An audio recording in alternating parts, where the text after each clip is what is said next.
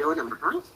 ಶ್ರೀರಾಮದೇವರನ್ನು ಹೃದಯದಲ್ಲಿ ಸ್ಥಾಪಿಸಿಕೊಳ್ಳುತ್ತಾ ಪೂಜ್ಯ ಮಾತಾಜರಾಗಿರ್ತಕ್ಕಂಥ ರಾಜೇಶ್ವರಕ್ಕನವರ ಪಾದಾರವಿಂದಗಳಿಗೆ ವಂದಿಸುತ್ತಾ ಪೂಜ್ಯ ಶ್ರೀ ಶ್ರೀ ಬ್ರಹ್ಮಾನಂದ ಭಾರತಿ ಸ್ವಾಮೀಜಿಯವರ ಪಾದಾರವಿಂದಗಳಿಗೆ ವಂದಿಸುತ್ತಾ ಆತ್ಮೀಯ ಸಾಧಕಿಯರೇ, ಕೈವಲ್ಯ ಉಪನಿಷತ್ತು ಇದು ಅದ್ವೈತ ವೇದಾಂತವಾರಿದೆ ಮಹಾಮಹೋಪಾಧ್ಯಾಯ ವಿದ್ವಾನ್ ಡಾಕ್ಟರ್ ಕೆ.ಜಿ. ಸುಬ್ರಾಯ್ ಶರ್ಮರವರು ಅದನ್ನ ಪದಚ್ಛೇದ ಮಾಡಿದರೆ, ಅನ್ವಯ ತಾತ್ಪರ್ಯಾರ್ಥವನ್ನ ಮಾಡಿದರೆ ಮೂಲ ಮಂತ್ರದನ್ನ.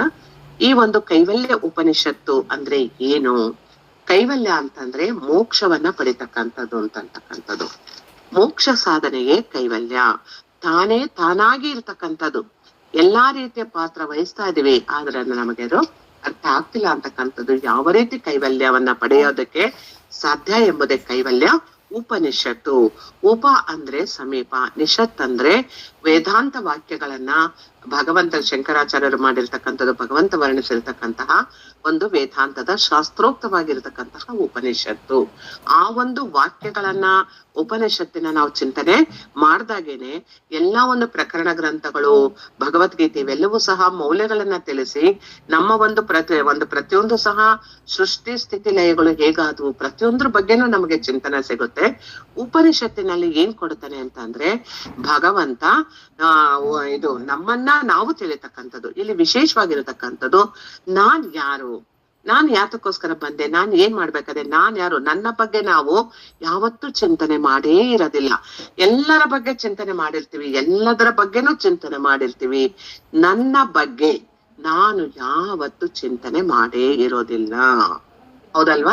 ಯಾಕೆ ಅಂತಂದ್ರೆ ಅಯ್ಯೋ ಎಲ್ಲರಿಗೂ ಎಲ್ಲ ಬಗ್ಗೆ ನೋಡ್ತಾ ಅದ್ ಮಾಡ್ಬೇಕು ಇದ್ ಮಾಡ್ಬೇಕು, ನನಗ್ ಕಷ್ಟ ಬಂತ, ನೋವಾಯ್ತಾ, ಅದನ್ನ ಹೇಗೆ ಪರಿಹರಿಸ್ಕೊಳ್ಳೋದು ಅಂತ ಆ ರೀತಿ ನಾವು ಚಿಂತನೆ ಮಾಡ್ತೀವಿ ಹೊರತು ನಾನ್ ಯಾರು, ನಾನು ಹುಟ್ಟಿದ್ದೆ ಯಾತಕ್ಕೋಸ್ಕರ, ನಾನ್ ಏನ್ ಮಾಡ್ತಾ ಇದ್ದೀನಿ ಅನ್ನೋದ್ರ ಬಗ್ಗೆ, ನನ್ನ ಬಗ್ಗೆ ನಾನು ಚಿಂತನೆ ಮಾಡ್ತಕ್ಕಂಥದ್ದೇ ಉಪನಿಷತ್ತು. ಇಲ್ಲಿ ಕೈವಲ್ಯ ಉಪನಿಷತ್ತಿನಲ್ಲಿ ನನ್ನ ಬಗ್ಗೆ ನನಗೆ ಅರಿವನ್ನ ಕೊಡ್ತಕ್ಕಂಥದ್ದನ್ನೇ ತಿಳಿಸ್ತಾ ಹೋಗ್ತಾರೆ. ನನ್ನ ಬಗ್ಗೆ ನಾನು ಯಾವಾಗ ತಿಳ್ಕೊಂತೀನಿ, ಜಗತ್ತಿಗೂ ನನಗೂ ಏನು ಸಂಬಂಧ ಇಲ್ಲ ಅನ್ನೋದನ್ನ ಪಡಿಸ್ಕೊಳ್ತಾ ಹೋದಾಗ ಕೊನೆಗೆ ನಾನೇ ಆತ್ಮಸ್ವರೂಪಿ ಅನ್ನೋದು ತಿಳಿತಕ್ಕಂಥದ್ದೇ ಈ ಒಂದು ಕೈವಲ್ಯ ಉಪನಿಷತ್ತಿನಲ್ಲಿ ಮುಖ್ಯವಾದ ಸಾರ. ಎಲ್ಲವನ್ನ ಸಾಕ್ಷಿಯಾಗಿ ನೋಡ್ಬೇಕು ಅಂತಕ್ಕಂಥದ್ದು ನಮ್ಗೆ ತೋರಿಸ್ತಾ ಹೋಗ್ತಾರೆ. ಅದಕ್ಕೆ ನಾವಿದನ್ನ ಪ್ರಾರಂಭದಿಂದ ಸರಳವಾಗಿ ಚಿಂತನೆ ಮಾಡೋ ಪ್ರಯತ್ನವನ್ನ ಮಾಡೋಣ. ಸ್ವಾಮೀಜಿಯವರು ನಮ್ಮ ಒಳಗೆ ಕೂತ್ಕೊಂಡು ಏನನ್ನ ನುಡಿಸ್ತಾರೋ ಅದನ್ನ ನುಡಿದು ನಮ್ಮೆಲ್ಲರ ಚಿತ್ತವನ್ನ ಶುದ್ಧ ಮಾಡ್ಕೊಂಡು ಜ್ಞಾನವನ್ನ ಪಡ್ಕೊಳ್ಳೋಣ. ಮೊದಲನೇದಾಗಿ ಇಲ್ಲಿ ಸುಬ್ರಾಯ್ ಶರ್ಮ ಅವರು ತುಂಬಾ ಚೆನ್ನಾಗಿ ಸರಳವಾಗಿ ವರ್ಣನೆ ಮಾಡಿದ್ದಾರೆ. ಶಾಂತಿ ಮಂತ್ರವನ್ನ ಹೇಳಿದ್ದಾರೆ. ಶಾಂತಿ ಮಂತ್ರ ಯಾವುದು?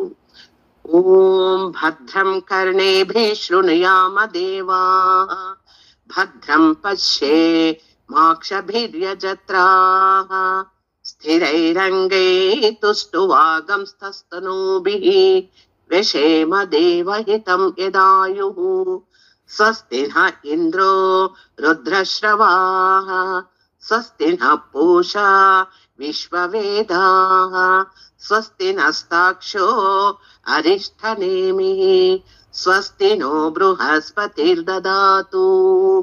ಓಂ ಶಾಂತಿ ಶಾಂತಿ ಶಾಂತಿ. ಇದು ಅರ್ಥ ಏನು ಅಂತ ನಾವು ಚಿಂತನೆ ಮಾಡ್ಲೇಬೇಕು.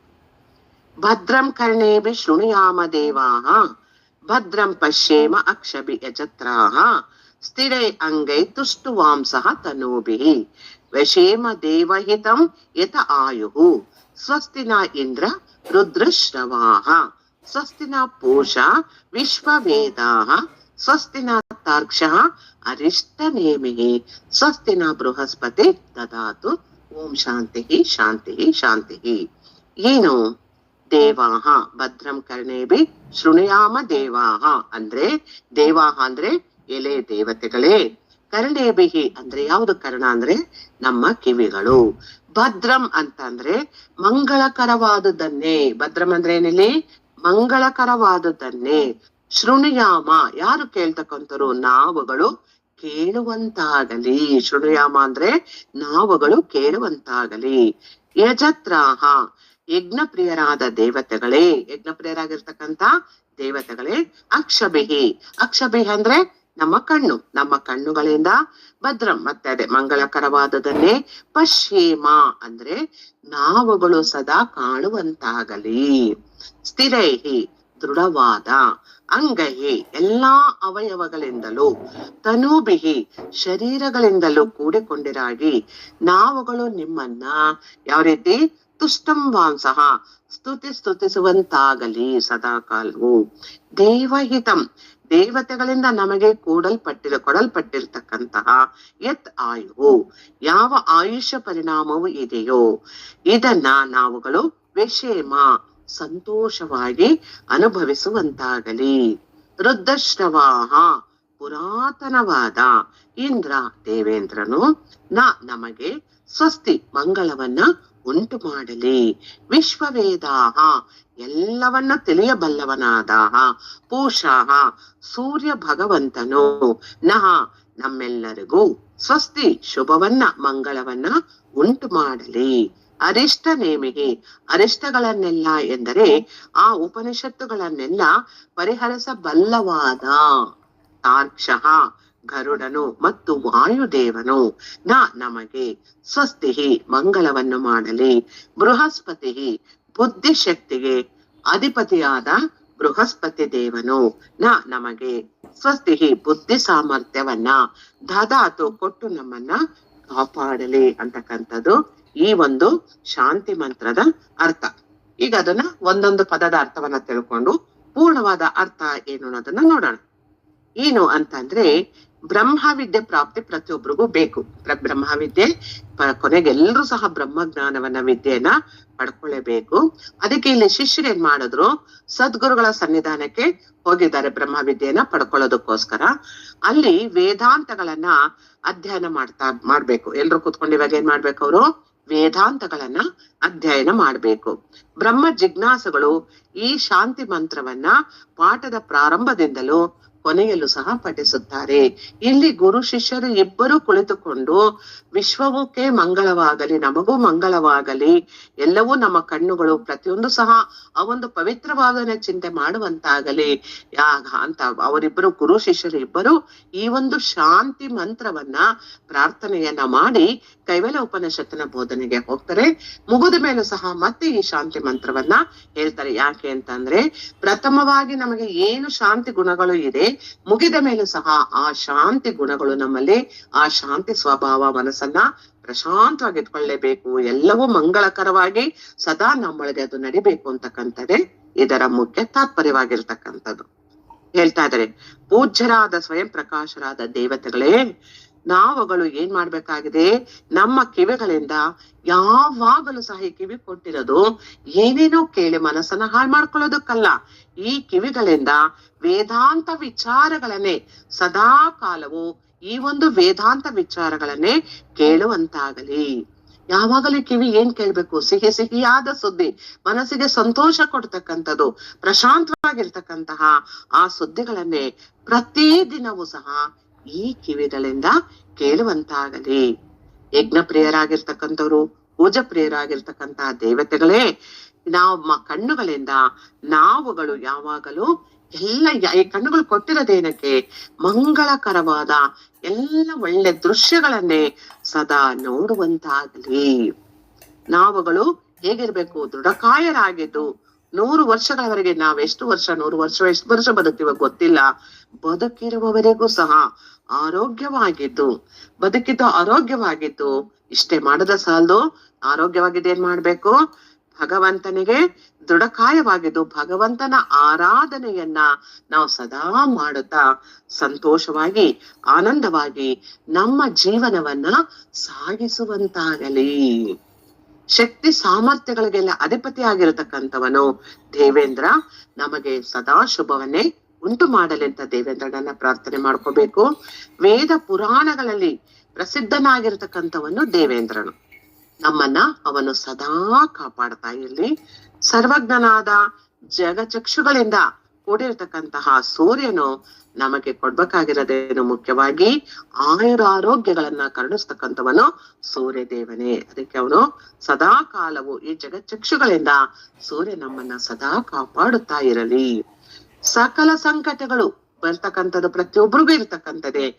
ಈ ಸಕಲ ಸಂಕಟಗಳಿಂದಲೂ ಕಾಪಾಡಬಲ್ಲವನಾಗಿರತಕ್ಕಂಥವನು ಸೂತ್ರಾತ್ಮನು ಹಾಗೂ ಗರುಡನು ನಮಗೆ ಬರತಕ್ಕಂತಹ ಎಲ್ಲ ಆಪತ್ತುಗಳನ್ನ ಬಿಡಿಸ್ತಕ್ಕಂಥವನೇ ಅವನು. ಸದಾ ಅವನೇನ್ ಮಾಡ್ಬೇಕು? ಗರುಡನು ಸೂತ್ರಾತ್ಮನು ನಮ್ಮನ್ನ ಕಾಪಾಡ್ತಾ ಇರಲಿ. ಬುದ್ಧಿಕಾರಕನಾದ ದೇವತೆಗಳು ಬೃಹಸ್ಪತಿಯು ನಮಗೆ ಸದ್ಬುದ್ಧಿಯನ್ನ ಕರುಣಿಸಲಿ. ಆಧ್ಯಾತ್ಮಿಕ, ಆದಿ ಭೌತಿಕ, ಆದಿ ದೈವಿಕ ಅಡ್ಡಿಗಳೆಲ್ಲವೂ ನಮ್ಮಗಳಿಂದ ದೂರವಾಗಲಿ ಅಂತ ಅನ್ಬಿಟ್ಟು ಮಂಗಳಕರವನ್ನೇ ನೋಡುವಂತಾಗಲಿ. ಆ ಪ್ರಾರ್ಥನೆಯನ್ನ ನಾವು ಈ ಒಂದು ಶರೀರದ ಎಲ್ಲ ಅಂಗಾಂಗಗಳಿಂದಲೂ, ಮುಖ್ಯ ಇಂದ್ರಿಯಗಳಿಂದಲೂ ಸಹ ಈ ಪ್ರಾರ್ಥನೆಯನ್ನ ನಾವು ಮಾಡ್ಕೋಬೇಕು. ಪ್ರಾರ್ಥನೆ ಸಂಕಲ್ಪ ವೆರಿ ವೆರಿ ಇಂಪಾರ್ಟೆಂಟ್. ಈ ಪ್ರಾರ್ಥನೆಯನ್ನ ಮಾಡ್ಕೊಂಡಾಗ ನೋಡಿ ಎಷ್ಟು ಚೆನ್ನಾಗಿದೆ ಅಲ್ವಾ? ನಾವುಗಳು ನಮ್ಮ ಕಿವಿಗಳಿಂದ ವೇದಾಂತ ವಿಚಾರಗಳನ್ನ ಕೇಳ್ಬೇಕು. ನಮ್ಮ ಕಣ್ಣುಗಳು ಸಹ ಸದಾ ಭಗವಂತನನ್ನೇ ನೋಡುವಂತಾಗಬೇಕು. ಒಳ್ಳೆ ದೃಶ್ಯಗಳನ್ನ ನಾವು ದರ್ಶಿಸುವಂತಾಗ್ಬೇಕು. ಮತ್ತೆ ಸೂರ್ಯನು ನಮ್ಗೆ ಆರೋಗ್ಯವನ್ನ ಕೊಟ್ಟು ಕಾಪಾಡ್ಬೇಕು.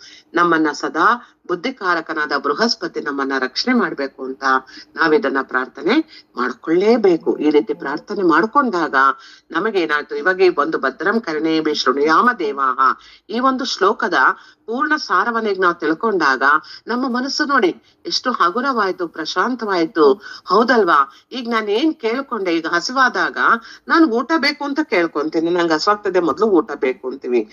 ಅದೇ ರೀತಿ ಇವಾಗ ಈ ಪ್ರಾರ್ಥನೆಯ ಹಸಿವಾಯ್ತು. ಯಾವ ಹಸಿವಾಯ್ತು ನಮ್ಗೆ? ಈ ಕೈವಲ್ಯ ಉಪನಿಷತ್ತಿನ ಪೂರ್ಣ ಸಾರವನ್ನ ತಿಳಿದುಕೊಂಡು, ಈ ಪೂರ್ಣ ಸಾರವನ್ನ ತಿಳಿದುಕೊಳ್ಬೇಕಾದ್ರೆ ನನ್ನ ಕಿವಿಗಳು, ನನ್ನ ಕಣ್ಣು, ನನ್ನ ಮನಸ್ಸು, ನನ್ನ ಬುದ್ಧಿ, ನನ್ನ ಚಿಂತನೆ ಎಲ್ಲವೂ ಸಹ ಮಂಗಳಕರವಾಗಿದ್ದು ಸೂರ್ಯ ದೇವನ ನಮಗೆ ಜ್ಞಾನ ಚಕ್ಷುಗಳನ್ನ ಕೊಟ್ಟು ಆ ಒಂದು ಸಾಧ್ಯತೆಯಲ್ಲಿ ನಡೆಸಿ ಆ ಜ್ಞಾನವನ್ನ ಪಡೆದುಕೊಳ್ಳುವಂತಾಗಲಿ. ಸದಾ ಮಂಗಳಕರವನ್ನೇ ಉಂಟು ಮಾಡಲಿ. ನಮ್ಮ ಚಿತ್ತವು ಶುದ್ಧಿ ಆಗಲೇಬೇಕು, ಪ್ರಶಾಂತವಾಗಬೇಕು ಮನಸ್ಸು ಅಂತಕ್ಕಂಥದ್ದನ್ನ ಈಗ ಪ್ರಾರ್ಥನೆಯ ಮುಖಾಂತರ ನಾವು ಮಾಡ್ಕೊಂಡ್ಮೇಲೆ ಹೇಳ್ತಾ ಇದಾರೆ, ಎಲೆ ದೇವತೆಗಳೇ ನಿಮ್ಮನ್ ಕೇಳ್ಕೊಂತಾ ಇದೀವಿ, ನಾವುಗಳು ಹೇಗಿರ್ಬೇಕು ದೇವತೆಗಳೇ? ನಾವುಗಳು ಸದಾ ಆರೋಗ್ಯವಾಗಿರ್ಬೇಕು, ಸದಾ ಸಂತೋಷವಾಗಿರ್ಬೇಕು. ಯಾಕೆಂದ್ರೆ ನಾವು ಸಂತೋಷವಾಗಿ ಸ್ವಲ್ಪ ಹೊತ್ತಿರ್ತೀವಿ, ಮತ್ತೆ ಸಂತೋಷವನ್ನ ಕಳ್ಕೊಂಡ್ಬಿಡ್ತೀವಿ. ಆದ್ರೆ ಆ ಸಂತೋಷವನ್ನ ಕಳೆದುಕೊಳ್ಳದ ರೀತಿಯಲ್ಲಿ ಇರ್ಬೇಕು.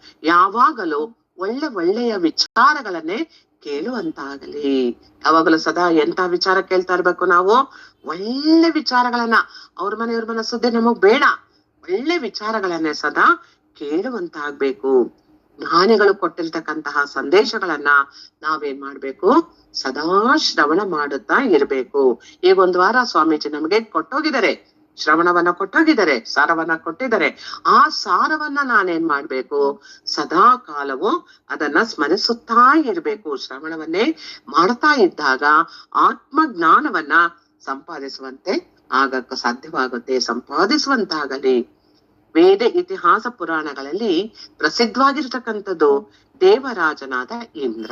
ಮುಖ್ಯವಾರು ಇಲ್ಲಿ ಈ ಒಂದು ವೇದ ಇತಿಹಾಸ ಪುರಾಣಗಳೇ ಇವೆಲ್ಲದರಲ್ಲೂ ಮುಖ್ಯವಾಗಿ ಪ್ರಸಿದ್ಧವಾಗಿರತಕ್ಕಂಥವನು ದೇವರಾಜ. ಯಾರು ಆ ದೇವರಾಜ? ಅವನೇ ಇಂದ್ರ. ಆ ಇಂದ್ರನು ನಮಗೆ ಏನ್ ಕೊಡ್ಬೇಕು? ಇದೆಲ್ಲವನ್ನ ತಿಳಿದುಕೊಂಡು ಸಾಧನೆ ಮಾಡ್ತಕ್ಕಂತಹ ಶಕ್ತಿ, ಸಾಮರ್ಥ್ಯವನ್ನ, ಜ್ಞಾನವನ್ನ ಅನುಗ್ರಹಿಸಬೇಕು. ಹಾಗಾಗಿ ನಾವು ಇಂದ್ರನನ್ನ ಈಗ ಪ್ರಾರ್ಥನೆ ಮಾಡ್ಕೊಳ್ಬೇಕು. ಏನಂತ?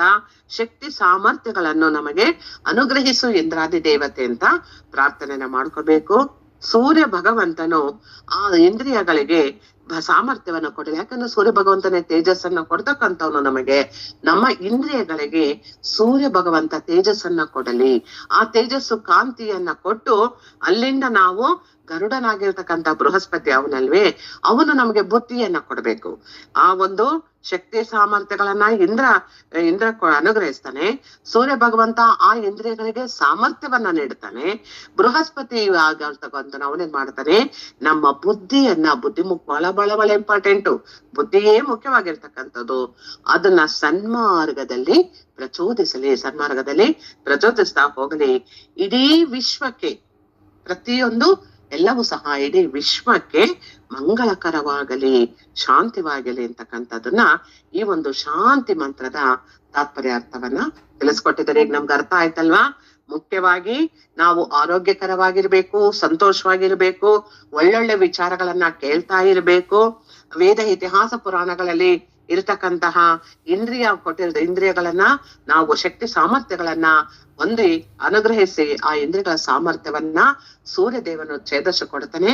ಈ ಒಂದು ಸಾಮರ್ಥ್ಯದಿಂದ ನಾವೆಲ್ಲವನ್ನ ತಿಳಿದುಕೊಂಡು ನಾವು ಕೈವಲ್ಯವನ್ನ ಪಡಿತಕ್ಕಂಥದ್ದು ಹೇಗೆ ಎಂಬುದರ ಬಗ್ಗೆ ಇನ್ನ ಪೂರ್ಣ ಚಿಂತನೆಯನ್ನ ನಾವು ಮಾಡ್ತಾ ಹೋಗ್ಬೇಕು ಅಂತಕ್ಕಂಥದನ್ನ ತುಂಬಾ ಚೆನ್ನಾಗಿ ಹೇಳಿದ್ದಾರೆ. ವೇದ ಉಪನಿಷತ್ತುಗಳಲ್ಲಿ ಒಂದಲ್ಲ ಅನೇಕ ಶಾಂತಿ ಮಂತ್ರಗಳಿದಾವೆ. ಆದ್ರೆ ಹೆಸರೇ ಹೇಳುತ್ತೆ ಏನು? ಶಾಂತಿ ಮಂತ್ರ. ಏನು ಶಾಂತಿ ಅಂದ್ರೆ ಮನಸ್ಸನ್ನ ಸದಾ ಶಾಂತವಾಗಿ ಇಟ್ಕೊಳ್ತಕ್ಕಂಥದ್ದು. ಆ ಮನಸ್ಸನ್ನ ಯಾವಾಗ ಶಾಂತವಾಗಿ ಇಟ್ಕೊಂತೀವೋ ನಮ್ಮ ಬುದ್ಧಿ ಚುರುಕಾಗಿ ಒಳ್ಳೆ ರೀತಿಯಲ್ಲಿ ಇಂದ್ರಿಯಗಳೆಲ್ಲವೂ ಚೈತನ್ಯ ಸಿಕ್ಕಿ ಸರಿಯಾದ ಮಾರ್ಗದಲ್ಲಿ ಕೆಲಸವನ್ನ ಮಾಡ್ತದೆ. ಅದಕ್ಕೋಸ್ಕರ ಇವ್ರೇನ್ ಮಾಡಿದ್ರು? ಮೊದಲನೇದಾಗಿ ಶಾಂತಿಗಾಗಿ, ವಿಶ್ವ ಶಾಂತಿಗಾಗಿ ಮಂತ್ರಗಳನ್ನ ಪಠಿಸುವುದನ್ನ ಹೇಳ್ಬಿಟ್ಟಿದ್ದಾರೆ. ಈ ಶಾಂತಿ ಮಂತ್ರವನ್ನ ಅರ್ಥ ಸಮೇತವಾಗಿ ಗಟ್ಟಿಯಾಗಿ ಪಠಿಸ್ಬೇಕು. ಆವಾಗ ಎಲ್ಲರಿಗೂ ಸಹ ಸುಖ, ಶಾಂತಿ, ನೆಮ್ಮದಿಗಳು ದೊರೆಯುತ್ತದೆ. ಬೇಕಾಗಿರ್ತಕ್ಕಂಥ ಮೂರ ನಮ್ಗೆ ಸುಖ, ಶಾಂತಿ, ನೆಮ್ಮದಿ ಬೇಕು. ಈ ಸುಖ, ಶಾಂತಿ, ನೆಮ್ಮದಿಗಳನ್ನ ಪಡಿಬೇಕು ಅಂತಂದ್ರೆ ನಮ್ಮ ಸಂಸಾರ ಸಾಗರದಲ್ಲಿ ಸಿಲುಕಿಕೊಂಡಿರ್ತಕ್ಕಂತಹ ಗೊಂದಲಮಯವಾಗಿರ್ತಕ್ಕಂತಹ ಅನೇಕ ಸಂಕಷ್ಟದ ಸನ್ನಿವೇಶಗಳು ಬರ್ತಾನೆ ಇರ್ತವೆ. ಅಂತ ಒಂದು ಸಂಕಷ್ಟದ ಸನ್ನಿವೇಶಗಳಲ್ಲೂ ಸಹ ಇಂಥ ಶಾಂತಿ ಮಂತ್ರಗಳಿಗೆ ಅಸಾಧಾರಣವಾದ ಸ್ಥಾನವು ಇರುತ್ತದೆ. ಅದಕ್ಕೋಸ್ಕರ ಶಾಂತಿಯಲ್ಲಿ ನೆಮ್ಮದಿಯೂ ಇರುತ್ತದೆ. ಯಾವಾಗ ಆ ಒಂದು ಶಾಂತಿ ಶಾಂತಿ ಶಾಂತಿ ಅಂತ ಹೇಳ್ತೀವೋ ಅದು ಪೂರ್ಣವಾದ ನೆಮ್ಮದಿಯನ್ನ ಕೊಡುತ್ತದೆ. ಆದಿ ಭೌತಿಕ, ಆದಿ ದೈವಿಕ, ಆಧ್ಯಾತ್ಮಿಕ ಈ 3 ಹಂತಗಳನ್ನ ದಾಟೋದಕ್ಕೆ ಸಾಧ್ಯವಾಗತಕ್ಕಂಥದ್ದು ಶಾಂತಿ ಮಂತ್ರ. ಆದ್ರೆ ನಾವೇನ್ ಮಾಡ್ತೀವಿ? ಎಲ್ಲ ಕೇಳ್ತೀವಿ, ಶಾಂತಿ ಮಂತ್ರ ಹೇಳೋ ಅಷ್ಟೊತ್ತಿಗೆ ಸಮಯವಾಯ್ತು ಅಂತ ಹೇಳ್ಬಿಟ್ಟು ಹೊರಟು ಬಿಡ್ತೀವಿ.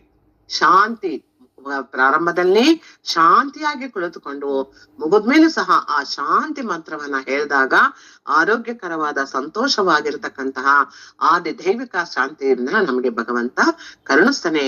ನಾವು ಏನು ವಿಚಾರಗಳನ್ನ ಚಿಂತನೆ ಮಾಡಿದ್ವಿ ಅದು ನಮ್ಮ ಮನದಾಳದಲ್ಲಿ ಕುಳಿತುಕೊಂಡು ಪ್ರಾಕ್ಟಿಕಲ್ ಆಗಿ ನಮ್ಮ ಸಾಧನೆಯಲ್ಲಿ ಸಾಧನೆ ಮಾಡೋದಕ್ಕೆ ತುಂಬಾ ಅನುಕೂಲಕರವಾಗಿರ್ತಕ್ಕಂಥದ್ದು. ಅದಕ್ಕೆ ಆ ಶಾಂತಿ ಮಂತ್ರವನ್ನ ಇಲ್ಲಿ ಯಾರು ಪ್ರಾರ್ಥಿಸಿದ್ರು? ದೇವತೆಗಳನ್ನ ಪ್ರಾರ್ಥಿಸ್ಬೇಕು. ಅನಂತರ ನಾವೇನ್ ಮಾಡ್ಬೇಕು? ನಮಗೆ ಮಂಗಳವನ್ನ ಉಂಟು ಮಾಡುವಂತೆ ಪ್ರಾರ್ಥಿಸ್ಬೇಕು. ದೇವತೆಗಳನ್ನೆಲ್ಲ ಪ್ರಾರ್ಥನೆ ಮಾಡಿಕೊಂಡು ನನಗೂ ಸಹ ಮಂಗಳಕರವನ್ನ ಉಂಟು ಮಾಡು ಅಂತ ಹೇಳ್ಕೋಬೇಕು.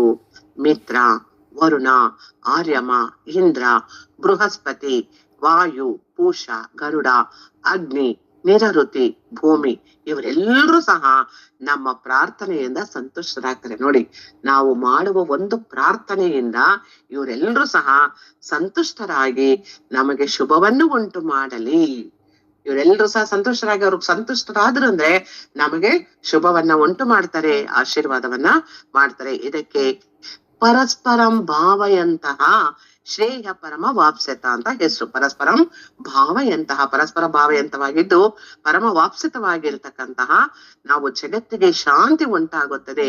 ನಮ್ಮಿಂದ ದೇವತೆಗಳು, ದೇವತೆಗಳಿಂದ ನಾವು, ನಮ್ಮಿಂದ ದೇವತೆಗಳಿಗೆ ತುಂಬಾ ತೃಪ್ತಿ ಸಿಗುತ್ತೆ, ದೇವತೆಗಳಿಂದ ನಮಗೆ ಆನಂದ, ಸಂತೋಷ, ನೆಮ್ಮದಿ ದೊರಕುತ್ತದೆ. ಇದೇ ಮುಖ್ಯವಾಗಿರ್ತಕ್ಕಂಥದ್ದು ಶಾಂತಿ ಮಂತ್ರದಲ್ಲಿ ಇರ್ತಕ್ಕಂಥದ್ದು. ಪ್ರತಿಯೊಂದು ಶಾಂತಿ ಮಂತ್ರದ ಕೊನೆಯಲ್ಲಿ ಹೇಳ್ತೀವಿ ಓಂ ಶಾಂತಿ ಶಾಂತಿ ಶಾಂತಿ ಅಂತ ಎಂದು ಪ್ರಣವ ಪೂರ್ವಕವಾಗಿ 3 ಸಲ ಶಾಂತಿ ಶಬ್ದವನ್ನ ಉಚ್ಚರಿಸ್ತೀವಿ ನಾವು ಅಲ್ವಾ. ಓಂ ಎಂದರೆ ಪರಿಪೂರ್ಣವಾದ ಪರಮಾತ್ಮನ ಸ್ಮರಣೆ. ಓಂ ಅಂತಕ್ಕಂಥದ್ದು ಇಡೀ ಜಗತ್ತನ್ನ ಸೃಷ್ಟಿಯಾಗಿ ಮತ್ತೆ ಲಯವಾಗಿರ್ತಕ್ಕಂಥದ್ದು ಪ್ರಣವ ಸ್ವರೂಪಕಾರವಾಗಿರ್ತಕ್ಕಂತಹ ಓಂಕಾರ ಮಂತ್ರ. ಇಲ್ಲಿ ಪರಮಾತ್ಮನ ಸ್ಮರಣೆನ ಮೊದಲು ಮಾಡ್ತಿದೆ. ಓಂ ಅಂತ ನಾವು ಪ್ರಾರಂಭ ಮಾಡಿದಾಗ ಪರಮಾತ್ಮನನ್ನ ಸ್ಮರಣೆ ಮಾಡಿ ಪರಮಾತ್ಮ ನಮ್ಮ ಹೃದಯ ಪೀಠಕ್ಕೆ ಸ್ವಾಗತವನ್ನ ಕೋರಿ, ಪರಮಾತ್ಮ ನೀನು ನನ್ನ ಹೃದಯ ಪೀಠದಲ್ಲಿದ್ದು ನೀನ್ ಹೇಗ್ ನಡೆಸ್ತೀಯ ಹಾಗೆ ನಾವು ನಡೀತೀವಿ ಅಂತಕ್ಕಂಥದನ್ನ ಮೊದಲದಾಗಿ ಓಂಕಾರದಿಂದ ಉಚ್ಚರಿಸುತ್ತೇವೆ. ಪರಮಾತ್ಮನ ಸ್ಮರಣೆ ಮಾಡಿದಾಗ ಏನಾಗುತ್ತೆ ನಮಗ್ ಗೊತ್ತೇ ಇದೆ. ಯಾವಾಗ ನಾವು ಪರಮಾತ್ಮನ ಸ್ಮರಣೆ ಮಾಡ್ತೀವೋ ಆಗ ನಮ್ಮಲ್ಲಿರ್ತಕ್ಕಂತಹ ಸಕಲ ಪಾಪಗಳು, ದೋಷಗಳು ಎಲ್ಲವೂ ಸಹ ನಿವಾರಣೆ ಆಗುತ್ತದೆ. ಯಾವ ರೀತಿ ನಿವಾರಣೆ ಆಗುತ್ತೆ ಅಂದ್ರೆ ಭಸ್ಮವಾಗ್ಬಿಡ್ತದೆ. ಯಾವುದು ಸಹ ನಮ್ಮಲ್ಲಿ ಉಳಿಯೋದಿಲ್ಲ. ಆ ರೀತಿ ಎಲ್ಲವೂ ಸುಟ್ಟು ಭಸ್ಮವಾಗಿರ್ತದೆ. ಅದಕ್ಕೆ ಪರಮಾತ್ಮನನ್ನೇ ನಾವು ಪ್ರಾರ್ಥನೆ ಮಾಡ್ಬೇಕು. ಪವಿತ್ರಾಣಾಂ ಪವಿತ್ರಂ ಯೋ ಮಂಗಲಾನಾಂಚ ಮಂಗಲಂ. ಯಾರು ಅತ್ಯಂತ ಪವಿತ್ರವಾಗಿರ್ತಕ್ಕಂಥ ಮಂಗಳ ಸ್ವರೂಪನಾಗಿರ್ತಕ್ಕಂಥನು ಪರಬ್ರಹ್ಮ. ಇಂಥ ಪರಬ್ರಹ್ಮನನ್ನ ನಾವು ಸ್ಮರಣೆಯನ್ನ ಅತ್ಯಂತ ಮಂಗಳಕರವಾಗಿ ಆಗಲಿ ಅಂತ ಅನ್ಬಿಟ್ಟು ನಾವು ಸ್ಮರಣೆಯನ್ನ ಮಾಡ್ಬೇಕು.